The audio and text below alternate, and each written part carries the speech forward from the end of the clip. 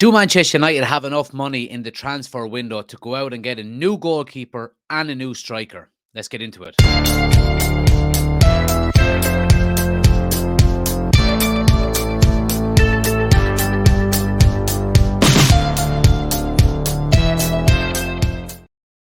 So, as we know, Manchester United are desperate for a number 9 this season. And over the last couple of days and weeks, even in the transfer window, we've seen it nearly being put on the back burner in relation to priority. There hasn't been an awful lot of, I suppose, negotiations, even going as far as a lack of rumours, you know, a lack of reports, maybe, that Manchester United have been or not been linked with strikers. Now, look, obviously it looks like Mason Mount is going to be announced today by Manchester United. He passed his medical yesterday. And all of the talk next from outlets. Now, look, in fairness, the majority of these outlets and these reports are coming from Italian outlets. Historically, they haven't been the greatest sources in relation to maybe how accurate they are in terms of getting things right. And we know that obviously Onana is Manchester United's number one goalkeeping target in the summer. So he plays for Inter Milan, of course. So, of course, a lot of these stories are going to come out of Italy. But the whole striker situation is what I'm worried about more than anything else. Obviously, the number one target before the transfer window started was Harry Kane. We wanted Harry Kane or Victor Osimhen to be, our next number 9 going forward for United. That out and out, all rounded, experienced striker that could go out and get you goals. Okay, Napoli are going to pretty much, it looks like, force every club out of the market for Victor Osimhen if they're going to be demanding 150 million for him. Harry Kane, we know how tough it is to do business with Daniel Levy and Spurs.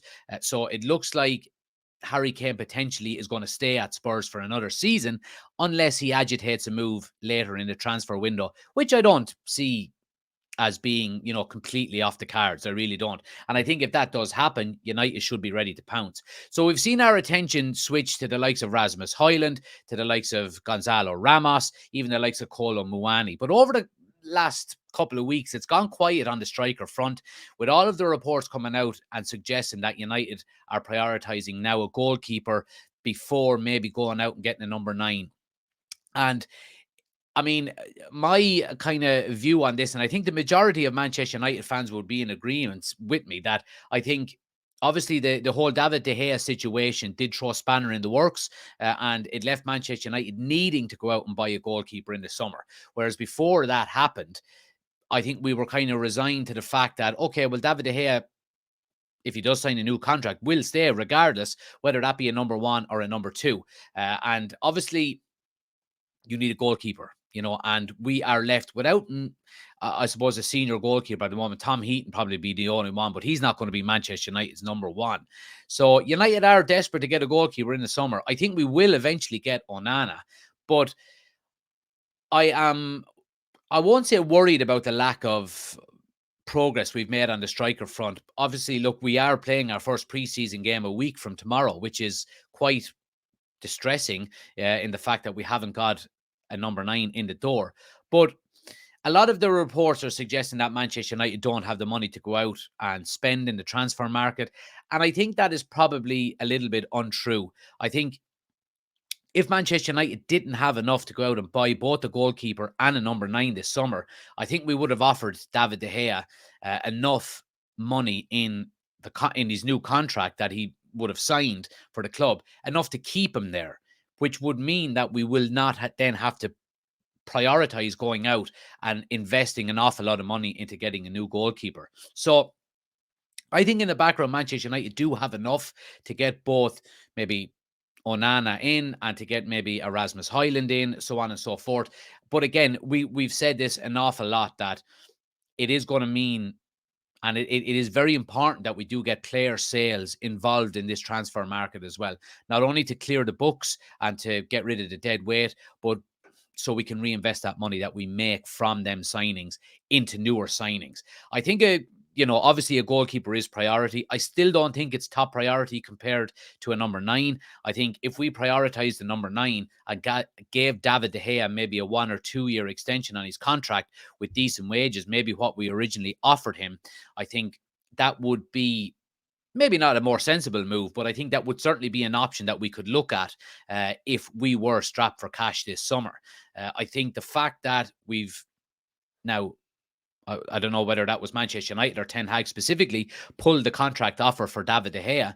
I think the fact that we've done that pretty much set in stone the route that we're going down now in this transfer window, and that we will have to sign a goalkeeper and we will have to sign a number 9. We cannot go into another season with Martial being our number 1 striker, with maybe Marcus Rashford as a backup. It's just not feasible. So I think the fact that United have gone down the route of pulling David De Gea's contract, and potentially, not potentially, but because we've done that, we now have to go into the transfer market and sign a goalkeeper and sign a long-term replacement for David De Gea, means that there probably is money there to spend. We know how slow Manchester United are at getting deals done, and we know how poor over the last 10 years or so we have been at getting players off of the books. So with all of that in mind, I would myself say that maybe the money is there to spend without having to go out and sell 6, 7 players to generate the money for it.